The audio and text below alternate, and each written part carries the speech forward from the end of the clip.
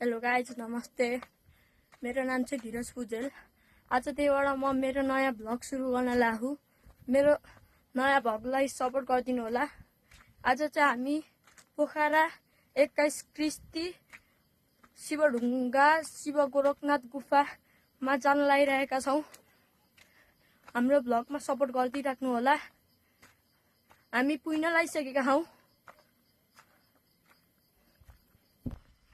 Guys, हामी पुगिसकेका छौँ शिवढुङ्गा। यहाँ देख्न सक्नुहुन्छ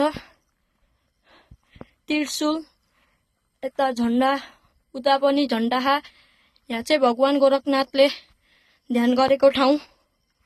यहाँ यी मन्दिर आइसकेको छ। हामी अब मन्दिरभित्र गएर दर्शन गर्ने हौ।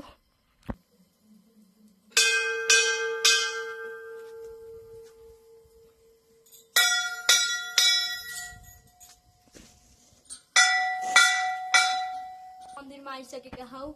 अब मन्दिर दर्शन गर्छौँ। हजुरलाई पनि यहाँका प्राकृतिक ठाउँ देखाउँछौँ। गाइज, अहिले चाहिँ हामी मन्दिर पुगिसकेका छौँ। यहाँ मन्दिर हेर्न सक्नुहुन्छ हजुरले। यहाँ भगवान गोरखनाथले ध्यान गरेको ठाउँ। यता देख्न सक्नुहुन्छ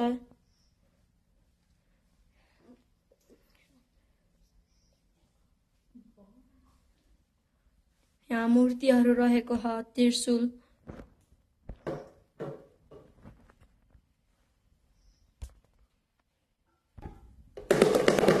यहाँ देख्न सक्नुहुन्छ गाइज, हामी चाहिँ यहाँ मन्दिरभित्र आइसकेका छौँ। यता डम्मुरो पनि बजिरहेछ। यहाँ चाहिँ पूजा गर्ने ठाउँ।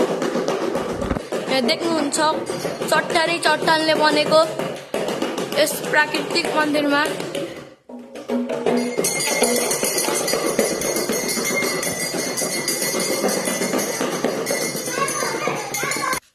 यहाँ देख्नुहुन्छ कति ठुलो त्रिशूल। यता मन्दिर रहेको छ।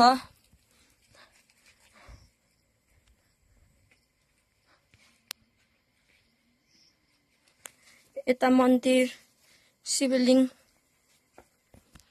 यता हामी यहाँ भित्र आइसकेका छौँ। यता देख्न सक्नुहुन्छ शिव भगवान र माता पार्वती माताको मूर्ति यहाँ बनेको छ।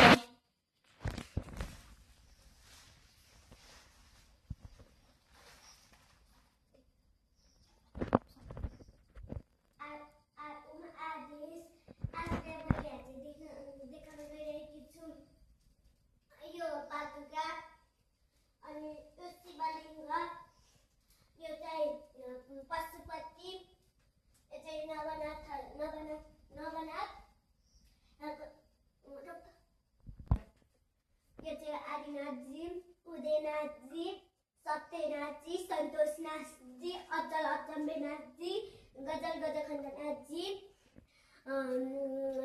चौरङ्गीनाथजी, मच्छरनाथजी, गुरु गोरक्षनाथजी। यो चाहिँ यहाँ शिव गोरक्ष भनेर देखिरहेको छ। यहाँ चाहिँ नौवटा उस छ। 1 2 3 4 5 6 7 7वटा रहेछ मध्ये। नन्दी हो, यो चाहिँ नन्दी हो। यसमा यो नाग भगवान हो। उहाँ उता कुनाको चाहिँ नागिनी हो। नागिनी हो। यहाँ चाहिँ आरती हुन्छ बेलुका 7 बजीतिर। यो चाहिँ नगडा हो। यो चाहिँ डम्मरू हो। अनि यो चाहिँ शिव पार्वती। यो चाहिँ पृथ्वीनारायण शाह, योगीनाथजी, नाथ गुरु।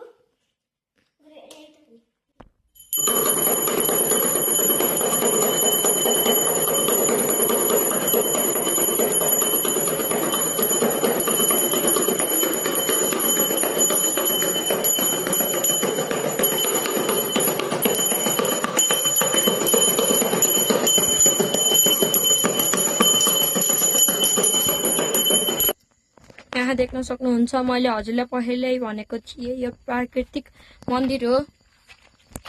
यहाँ देख्नुहुन्छ चट्टानदेखिबाट पानी झर्दै छ। यता पनि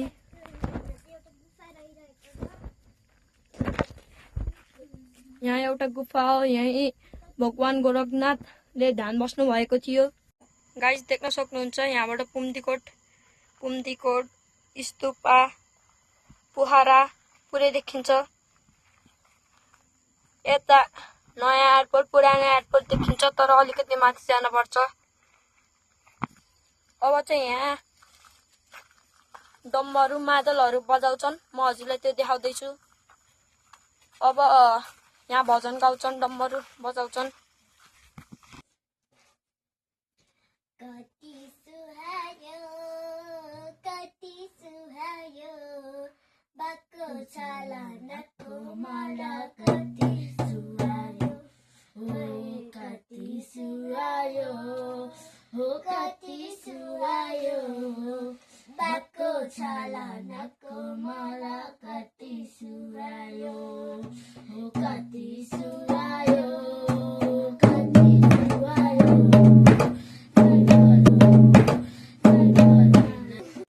हेलो गाइस, हामी चाहिँ पूजा गरेर निस्किसकेका हौँ। भक्कसी अहिले हामी यहाँ शिवढुङ्गाबाट घरतिर जान लागिरहेका छौँ। अब मेरो अर्को भ्लग चाहिँ भोलि आउने हो, सोमबार बिहानै आरती गर्न हामी आउने हौ। यता मसँग यहाँ 2 जना छन्। अब भोलि भेटौँला गाइस, बाई बाई।